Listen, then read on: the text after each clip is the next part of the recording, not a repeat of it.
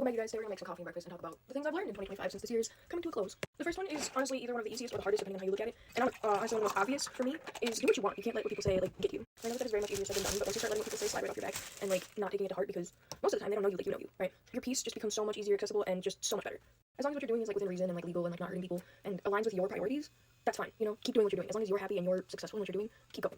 This one's a fun one. Sometimes your biggest haters will be your closest friends. Whether that be them like simply dropping hints about like random stuff or like unsolicited advice that's actually just an insult. And sometimes they'll just openly talk shit behind your back or like to your face, which is fucking funny. Number 3 kind of goes hand in hand with the last one, but protecting your peace does mean losing friends sometimes, and that's okay. Sometimes it even means distancing yourself from your family. And especially in this political and like economic environment, if you can set that aside for your family, that's fine.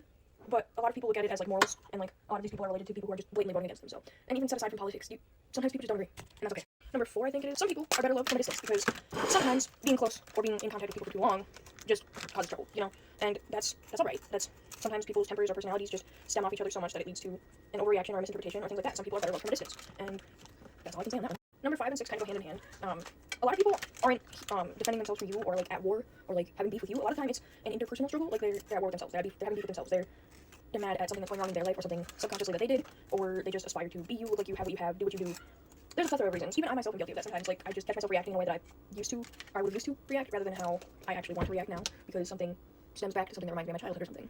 So I get that, I'm guilty of it, but, you know, in order to move on from doing that, you need to, number 6, heal. Work on protecting yourself, work on yourself, you know? Actually take a look in the mirror, see what issues are going on, see what you can fix. Not fix, but, like, see what qualities aren't very great or very well-liked. And I'm not saying that in the sense of, like, good personality or, like, your looks or physical traits or anything like that. I say that in, like, regards to, hold on, how do I explain this? Take a look in the mirror, find your negative qualities, like things that hurt people, things that hurt you, things that aren't good for your priorities and your well-being, and address that. I'm not saying things like physical traits or like personality or like your hobbies. As long as it's legal and not hurting people, it's fine, like I said before. But sometimes there are negative things about people that only they can fix, and sometimes people need to look in the mirror. I'm not saying that if you take a personal inventory, you're always going to find something bad, but it's good to take a personal inventory once in a while. And if you catch yourself feeling tired or emotional or exhausted, this next one is going to be very helpful to you. Stop pouring into people, things, and places that wouldn't even go halfway for you.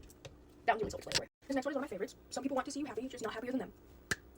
That one kind of goes in with the, like, your biggest friends will be your secret haters, you know, or your biggest haters will be your, like, best friends type shit. Yeah, that one's pretty self-explanatory too, I think, you know. Another short one, rejection is redirection, meaning just because someone said no to you or this door closed doesn't mean that another one didn't just open a couple doors down, you know. Closing one door usually opens 10 other doors.